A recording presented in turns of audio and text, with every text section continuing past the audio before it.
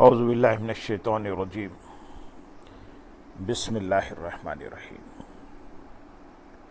برادران عزیز، آج کی ہماری یہ نشست پچھلی نشست کا تسلسل ہے، جس میں مومن کون ہے اس عنوان پر ہم قرآن مجید کی آیت، اس کا ترجمہ، پھر اس کی تفسیر بیان کیے۔ آئیے آج ہم اسی آیت یعنی سورۃ الاحزاب کی آیت نمبر 45 اور 46 بیان کرتے ہیں۔ یا ایھا النبی انا ارسلناک شاہدا و مبشرا و نذیرا وداعیا الی اللہ باذنہ و سراجا منیرا۔ اے نبی مکرم، بے شک ہم نے آپ کو حق اور خلق کا مشاہدہ کرنے والا اور حسن آخرت کی خوشخبری دینے والا اور عذاب آخرت کا ڈر سنانے والا بنا کر بھیجا ہے، اور اس کے اذن سے اللہ کی طرف دعوت دینے والا اور منور کرنے والا آفتاب بنا کر بھیجا ہے۔ اس آیت کریمہ میں ربنا سبحانہ و تعالیٰ نے حضور نبی اکرم صلی اللہ علیہ وسلم کی 6 شانیں بیان کی ہیں۔ ایک شان نبوت، 2 شان شاہدیت، اور 3 شان مبشریت، اور 4 شان نذیریت، اور 5 داعی الی اللہ، اور 6 شان سراج منیر۔ ان 6 میں سے ہم نے پچھلی نشست میں 4 شانیں بیان کی، شان نبوت، شان شاہدیت، اور شان مبشریت، اور شان نذیریت۔ آج کی اس نشست میں ہم 2 شانیں بیان کریں گے، داعی الی اللہ اور شان سراج منیر۔ اللہم صلی علی سیدنا محمد وعلی آلہ سیدنا محمد وبارک وسلم۔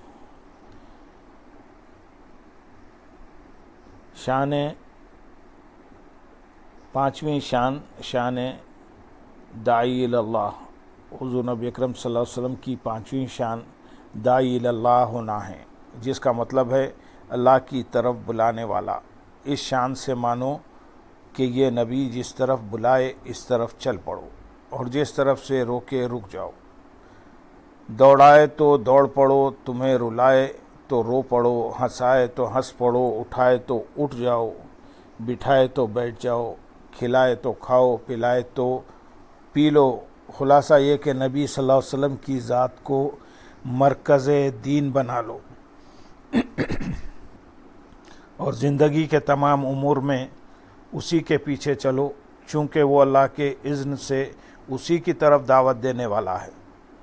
اس لیے اللہ کی طرف بھی جاؤ تو اسی کے بلاوے سے جاؤ، خود بخود نہ جاؤ، بھٹک جاؤ گے۔ میرے محبوب کے بلاوے کے پیچھے چلو گے تو رسائی پا جاؤ گے۔ گویا داعیا الی اللہ باذنہ و سراجا منیرا کے الفاظ بتا رہے ہیں کہ نبی کریم صلی اللہ علیہ وسلم کے بلاوے کے بغیر اور نبی صلی اللہ علیہ وسلم کی شفقتوں کے بغیر کسی کو رب بھی نہیں ملتا۔ ایک دوسرے مقام پر ارشاد فرمایا گیا، اے رسول معظم، آپ اپنے رب کی راہ کی طرف بلائیے۔ سوچنے کی بات یہ ہے کہ کیا وہ تمہارا رب نہیں ہے، ہمارا رب نہیں ہے؟ کبھی ہمیں بھی ایسا کہا کہ ان کے رب کی طرف بلاؤ؟ اگر کہا جاتا تو درست تھا یا نہیں؟ لیکن فرمایا اپنے رب کی طرف بلا، تاکہ یہ لوگ میری طرف آئیں اور مجھ کو رب محمد صلی اللہ علیہ وسلم سمجھ کر آئیں۔ رب کو رب مانو، مگر رب محمد صلی اللہ علیہ وسلم سمجھ کر مانو تو پھر توحید ہے۔ اگر رب محمد صلی اللہ علیہ وسلم کی نسبت کے بغیر مانو گے تو وحدانیت تو ہو سکتی ہے، توحید نہیں ہو سکتی۔ باری تعالیٰ بات تو اپنی کرتا ہے، لیکن اپنے حبیب مکرم محمد صلی اللہ علیہ وسلم کی نسبت سے کرتا ہے۔ جب کہ ہم اس مغالطے میں رہتے ہیں کہ نسبت ضروری نہیں ہوتی، باری تعالیٰ نسبتوں کا محتاج نہیں ہے، حالانکہ اس کی اپنی سنت یہ ہے کہ اپنی بات بھی اپنے حبیب صلی اللہ علیہ وسلم کی نسبت سے کرتا ہے۔ یہ کیا ماجرا ہے؟ یہ آیت کریمہ زبان حال سے جواب دیتی ہے کہ لوگوں تمہیں کیا خبر ہے، جس طرح رب تنہا میں ہی ہوں، جس طرح رب تنہا میں ہی ہوں، اسی طرح اس کائنات میں مربوب بھی فقط ایک ہی ہے، اور وہ محمد صلی اللہ علیہ وسلم ہے۔ رب بھی ایک ہے اور اصلاً مربوب بھی ایک ہے۔ رہ گئی یہ ساری کائنات تو یہ ان کے وسیلے سے ہے اور ان کے فیضان نبوت کے اجمال کی تفصیل ہے۔ اے حبیب، رب تو سب کا ہوں، مگر جو بات تمہارا رب کہلانے میں ہے وہ کسی اور کا رب کہلانے میں نہیں۔ جب میں سنتا ہوں کہ میں محمد صلی اللہ علیہ وسلم کا رب ہوں تو میری شان ربوبیت بھی جھوم جھوم جاتی ہے۔ قرآن کا یہ اسلوب ہمیں جا بجا ملتا ہے، کیونکہ قرآن رب کی راہ بھی نسبت مصطفیٰ صلی اللہ علیہ وسلم کے بغیر کبھی نہیں دکھاتا، اور جو کوئی حضور صلی اللہ علیہ وسلم کی نسبت کے بغیر رب کی راہ دکھانے کا دعویٰ کرے گا تو جان لیں کہ یہ قرآن کا اسلوب نہیں، اور یہ راہ رب کی راہ نہیں ہے، یہ راہ رب کی راہ نہیں ہے۔ یہی اسلوب سورۃ النساء میں یوں بیان ہوتا ہے، بس اے حبیب آپ کے رب کی قسم یہ لوگ مسلمان نہیں ہو سکتے یہاں تک کہ وہ اپنے درمیان واقع ہونے والے ہر اختلاف میں آپ کو حاکم بنا لیں۔ رب ذوالجلال نے اپنی قسم بھی کھائی تو وہ عزتی و جلالی جیسے الفاظ نہیں فرمائے، بلکہ فرمایا اے حبیب آپ کے رب کی قسم۔ سورہ بنی اسرائیل میں ارشاد فرمایا، ہم ہر ایک کی مدد کرتے ہیں، ان طالبان دنیا کی بھی اور ان طالبان آخرت کی بھی۔ اے حبیب مکرم، یہ سب کچھ آپ کے رب کی عطا سے ہے، اور آپ کے رب کی عطا کسی کے لیے ممنوع اور بند نہیں ہے۔ جب رب ذوالجلال نے پیدا فرمایا ہے تو مدد بھی کرنی ہے کیونکہ رب ہے، مگر اللہ تعالیٰ خود فرماتا ہے اے میرے حبیب لوگوں کو بتا دو کہ ہم ہر ایک کی مدد کرتے ہیں، مگر ساری کائنات کو جو رحمتیں مل رہی ہیں یہ عطائی تیرے رب کی ہے۔ کوئی اپنا حق نہ جتاتے پھرے کہ ہمارا اپنا حق تھا جو ہمیں مل گیا، نہیں، دینے والا تو رب ہی ہے، لیکن دیتا نسبت مصطفیٰ صلی اللہ علیہ وسلم سے ہے۔ کوئی مانے یا نہ مانے، اپنا تو یہی عقیدہ ہے، دیتا ہے خدا سب کو مگر صدقہ محمد کا۔ اللہم صلی علی سیدنا محمد وعلی آل سیدنا محمد وبارک وسلم۔ در مصطفیٰ صلی اللہ علیہ وسلم پر جھکو گے تو عطائیں قائم رہیں گی، منہ پھیر لو گے تو خالق کائنات بھی منہ پھیر لے گا۔ کوئی شخص یہ خیال کر سکتا ہے کہ صحابہ اکرام رضی اللہ تعالیٰ عنہ حضور نبی اکرم صلی اللہ علیہ وسلم کے زمانے میں تھے، حیات ظاہری تھی، ان کو تو سب عطائیں حضور نبی اکرم صلی اللہ علیہ وسلم کی نسبت سے ملتی تھیں۔ اب 1400 سال گزر گئے، اب تو معاذ اللہ حضور نبی اکرم صلی اللہ علیہ وسلم زندہ نہیں رہے، لہذا آپ صلی اللہ علیہ وسلم کے واسطے سے عنایات ہونا کیسے ممکن ہے؟ رب ذوالجلال عالم الغیب ہے، جو خیال پیدا بھی نہ ہوا ہو وہ پہلے سے جانتا ہے، اسی لیے فرما دیا اے حبیب جو کچھ تمہیں مل چکا ہے تیرے رب کی عطا تھی، اور اگلوں کو بتا دو کہ قیامت تک آنے والوں کو جو کچھ بھی ملے گا وہ بھی تیرے رب کی عطا ہوگی۔ جو پچھلوں کو ملا محبوب وہ بھی تیرے رب کا ہو کر ملا، اور جو اگلوں کو ملے گا وہ بھی تیرے رب کا ہو کر ملے گا۔ خلاصہ کلام یہ ہے کہ نبوت کی یہ 5 شانیں ہیں، اگر ان 5 شانوں کے ساتھ حضور نبی اکرم صلی اللہ علیہ وسلم پر ایمان لے آؤ تو بشر المومنین کے زمرے میں داخل ہو جاؤ گے اور مومن بن جاؤ گے۔ قرآن کا بڑا سادہ اور سیدھا فیصلہ ہے، میری بات مانیں، نہ علماء کرام کی بات مانیں بلکہ قرآن کی بات مانیں، کیونکہ قرآن پر تو فیصلہ آسانی سے ہو سکتا ہے۔ یہاں ان آیات مبارکہ میں سیدھی سادی ایمان کی راہ قرآن کے ذریعے بتائی جا رہی ہے۔ اگر مومن بننا چاہتے ہو تو حضور نبی اکرم صلی اللہ علیہ وسلم کو ان شانوں کے ساتھ مان لو۔ حقیقت یہ ہے کہ ایمان فقط خود کو غلامی مصطفیٰ میں دے دینے کا نام ہے، اپنے گلے میں غلامی مصطفیٰ صلی اللہ علیہ وسلم کا پٹا ڈال لینے کا نام ہے، خود کو حضور صلی اللہ علیہ وسلم کی ملکیت میں دے دینے کا نام ہے، خود کو دہلیز مصطفیٰ صلی اللہ علیہ وسلم پر جھکا دینے کا نام ہے، عقل و خرد کے چراغ بجھا کر حضور نبی اکرم صلی اللہ علیہ وسلم کے پیچھے پھرنے کا نام ایمان ہے، اور حضور نبی اکرم صلی اللہ علیہ وسلم کے گلی کوچوں میں کتوں کی طرح روتے پھرنے کا نام ایمان ہے۔ اس کے سوا جو کچھ ہے وہ منافقت ہے، دجل ہے، فریب ہے اور دھوکہ ہے۔ ایمان فقط یہ ہے کہ خود کو حضور نبی اکرم صلی اللہ علیہ وسلم کے سپرد کر دو، اس پر قرآن گواہ ہے۔ یہاں قرآن مجید کی ایک اور آیت مزید تشریح کے لیے پیش کرتا ہوں، یاد رکھ لیں، عقل و خرد کو چھوڑ کر حضور نبی اکرم صلی اللہ علیہ وسلم کے پیچھے پیچھے غلام بن کر چلنا ہی ایمان کہلاتا ہے۔ باری تعالیٰ نے بڑے واضح الفاظ میں فرما دیا ہے سورۃ الحجرات آیت نمبر 7 میں، اور جان لو کہ تم میں رسول اللہ صلی اللہ علیہ وسلم موجود ہیں، اگر وہ بہت سے کاموں میں تمہارا کہنا مان لیں تو تم بڑی مشکل میں پڑ جاؤ گے، لیکن اللہ نے تمہیں ایمان کی محبت عطا فرمائی اور اسے تمہارے دلوں میں آراستہ فرما دیا، اور کفر اور نافرمانی اور گناہ سے تمہیں متنفر کر دیا۔ قرآن مجید نے دو ٹوک فیصلہ کر دیا کہ لوگوں جان لو، آگاہ ہو جاؤ کہ رسول اللہ صلی اللہ علیہ وسلم تم میں موجود ہیں۔ میں آپ سے پوچھتا ہوں کہ کیا قرآن کا یہ خطاب صرف صحابہ اکرام رضی اللہ تعالیٰ عنہ کے ساتھ خاص تھا یا قیامت تک پوری امت مسلمہ کے لیے ہے؟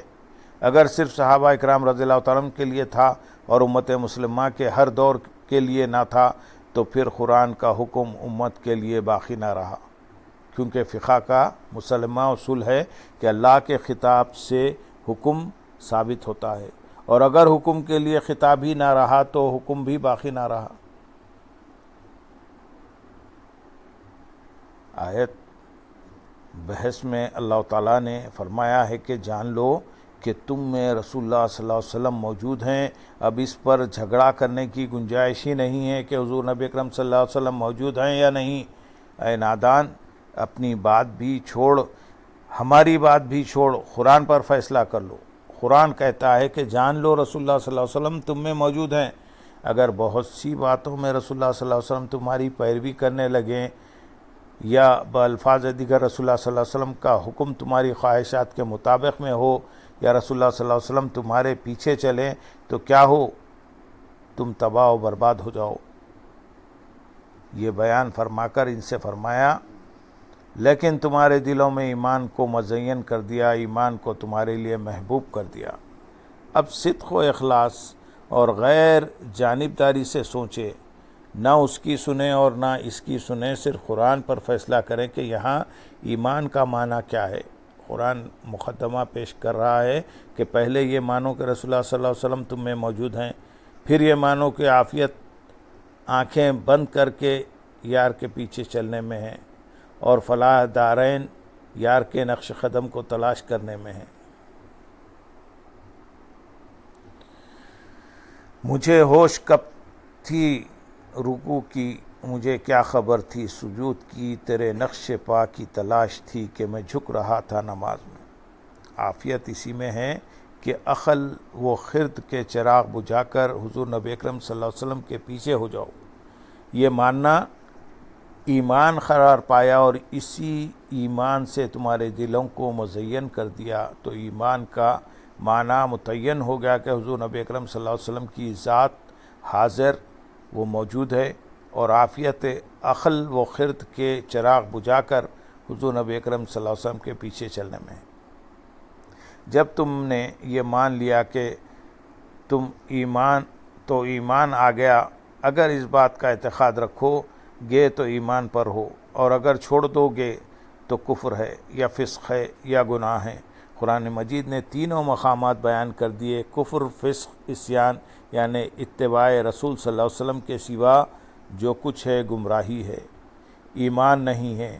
خلاصہ کلام یہ ہے کہ اللہ تبارک و تعالیٰ نے قرآن مجید میں ہمیں سمجھا دیا کہ مومن وہ ہے کہ حضور صلی اللہ علیہ وسلم جو کہیں بن دیکھے مان لے۔ حضور نبی اکرم صلی اللہ علیہ وسلم کو ہر وقت سمجھے کہ مجھ سے باخبر ہیں۔ حضور نبی اکرم صلی اللہ علیہ وسلم جدھر بلائیں دوڑ پڑیں، جس سمت سے روکیں رک جائیں، اور اللہ تعالیٰ کی طرف بھی جائے تو اسی کی پہچان سے جائے۔ جو شخص سورۃ الاحزاب کی آیت نمبر 45 اور 46 میں مذکور ان 5 شرائط کے ساتھ حضور علیہ السلام کو مانتا ہے وہی مومن ہے۔ چھٹی شان سراج منیر۔ سورۃ الاحزاب کی آیت نمبر 47 میں فرمایا وَبَشِّرِ الْمُؤْمِنِينَ بِأَنَّ لَهُم مِّنَ اللَّهِ فَضْلًا كَبِيرًا، اور اہل ایمان کو اس بات کی بشارت دے دیں کہ ان کے لیے اللہ کا بڑا فضل ہے کہ وہ اس خاتم الانبیاء کی نسبت غلامی میں ہیں۔ جو ایمان کی ایسی نسبت حبیب خدا سے استوار کر لیتے ہیں تو پھر انہیں فضل کبیر یعنی بڑے فضل کی خیرات ملتی ہے۔ وہ خیرات کہاں سے ملتی ہے؟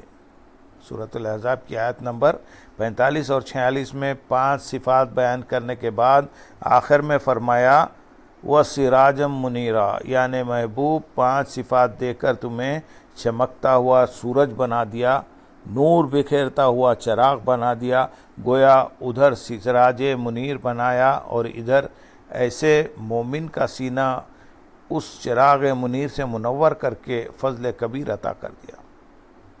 جو اپنی نسبت حضور نبی اکرم صلی اللہ علیہ وسلم سے قائم کر لے اسے چراغ مصطفیٰ صلی اللہ علیہ وسلم کا نور ملتا ہے، اور سراج نور نبوت سے اپنے آپ کو مستنیر کرتا ہے، اور جسے حضور نبی اکرم صلی اللہ علیہ وسلم کے سینے کا نور ملنا شروع ہو جائے تو اسی کا نور فضل کبیر اللہ کا بڑا فضل کہتے ہیں۔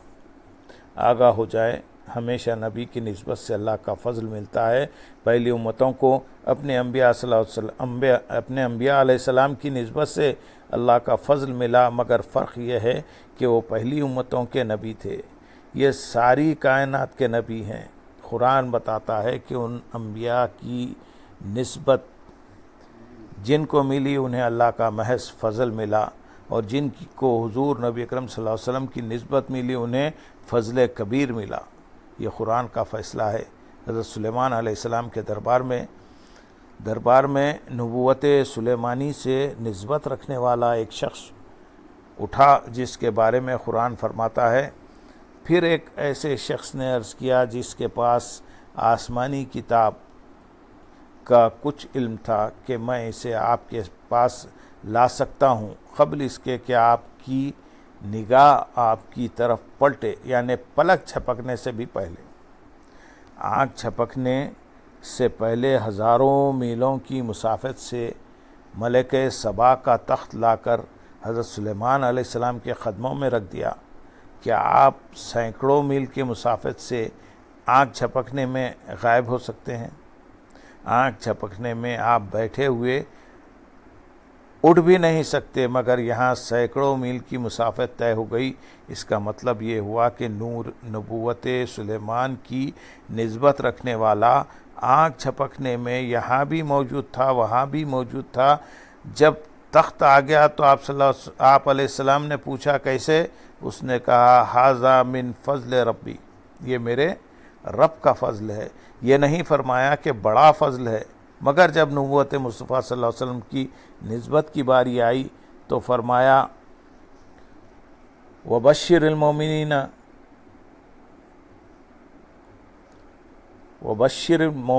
بأن لهم من اللہ فضلا کبیرا، اور اہل ایمان کو اس بات کی بشارت دے دیں کہ ان کے لیے اللہ کا بڑا فضل ہے کہ وہ اس خاتم الانبیاء کی نسبت غلامی میں ہے۔ وہاں صرف فضل ہے، یہاں فضل کبیر ہے۔ وہاں فضل کا اعلان امتی کر رہا ہے، یہاں فضل کبیر کا اعلان خود رب ذوالجلال کر رہا ہے۔ جس طرح ان انبیاء اکرام علیہ السلام کے مدارج اور مراتب میں فرق ہے، اسی طرح ان نبوتوں کے مراتب فیض میں بھی فرق ہے۔ حضرت داتا گنج بخش علی حجوری رحمۃ اللہ علیہ مراتب نبوت کے بارے میں ایک لطیف نقطہ بیان کرتے ہوئے کشف المحجوب میں محادثہ اور مسامرہ کے فرق میں بیان کرتے ہیں کہ محادثہ یہ ہے کہ کوئی شخص کسی لمحے رب سے ملے اور رب کی معیت کا مقام پائے، اور یہ دن کا وقت ہو تو یہ محادثہ ہے، اور جو کوئی رب کی معیت رات کے وقت پائے تو مسامرہ ہے۔ مگر فرق یہ ہے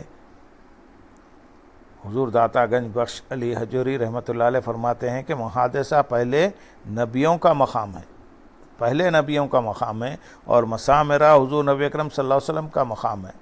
صاحب محادثہ التجا کرتا ہے کہ باری تعالیٰ تیری بارگاہ میں آنا چاہتا ہوں، تو رب تعالیٰ فرماتا ہے کہ اگر میرے پاس آنا چاہتے ہو تو پہلے 40 روزے رکھو، پھر میرے طور پر آؤ۔ تو صاحب محادثہ 40 دن انتظار کرنے کے بعد جب طور پر جاتے ہیں تو رب ہم کلام ہوتا ہے، شیرنی کلام سے اس کا دل مچل جاتا ہے۔ اس وقت صاحب محادثہ آرزو کرتا ہے کہ اے کلام کرنے والے حسین، ایک پردہ اٹھا کر دیدار کی جھلک بھی نصیب ہو جائے۔ وہ اپنی عرض یوں پیش کرتا ہے، اے رب مجھے اپنا جلوہ دکھا کہ میں تیرا دیدار کر لوں۔ صاحب محادثہ کو ندا آتی ہے، لن ترانی، تم مجھے براہ راست ہرگز دیکھ نہ سکو گے۔ یعنی صاحب محادثہ کا مقام فقط کلام تک ہے، نظارے کا نہیں۔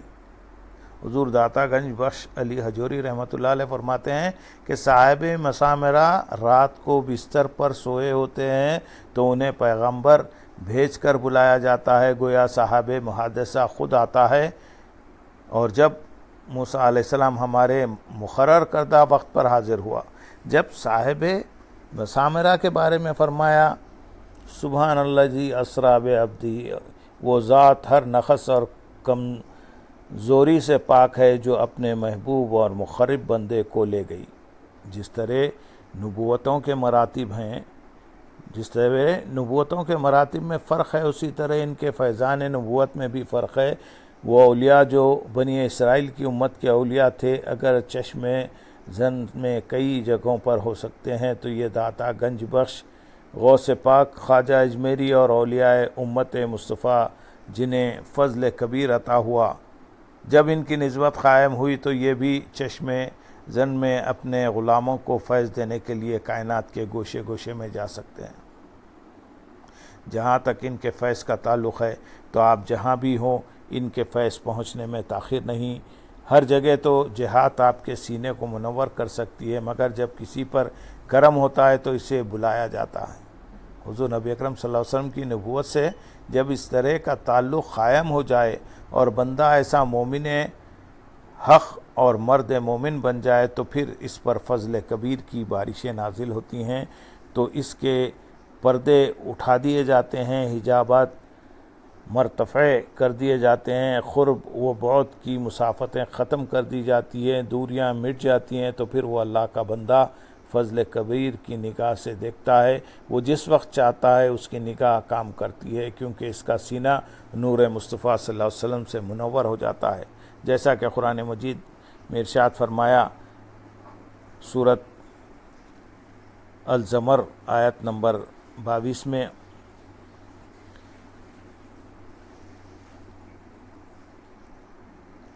قرآن مجید کی آیت سورۃ الزمر آیت نمبر 22 میں ارشاد فرمایا، بھلا اللہ نے جس شخص کا سینہ اسلام کے لیے کھول دیا ہو تو وہ اپنے رب کی طرف سے نور پر فائز ہو جاتا ہے، اور جسے یہ نور مصطفیٰ صلی اللہ علیہ وسلم نصیب ہو جائے اور جو مرد ولی اس فیضان سے بہرہ ور ہو جائے تو اس کے بارے میں حضرت شیخ روز بہان بخلی شیرازی رحمۃ اللہ علیہ فرماتے ہیں، مومن شخص حق کا اور حق کے علاوہ عرش سے تحت ثرا تک کا بھی اسی نور سے مشاہدہ کرتا ہے۔ وہ رب کے نور الوہیت سے اور مصطفیٰ صلی اللہ علیہ وسلم کے نور نبوت سے ایسا منور ہو جاتا ہے کہ وہ اس نور کی نگاہ سے رب کا صفاتی جلوہ کرتا ہے، اور رب کے سوا عرش سے لے کر تحت ثرا تک ہر شے کو دیکھتا ہے۔ اللہ تبارک و تعالی ہمیں ایمان کی دولت عطا کرے، ان اولیاء اکرام کی نسبت سے وہ فیض عطا کرے کہ ہم بھی فضلاً کبیرہ سے حصہ حاصل کرنے کے قابل ہو سکیں۔ آمین بجائے سید المرسلین، اللہم صلی علی سیدنا محمد وعلی آل سیدنا محمد وبارک وسلم، وآخر دعوانا ان الحمد للہ رب العالمین۔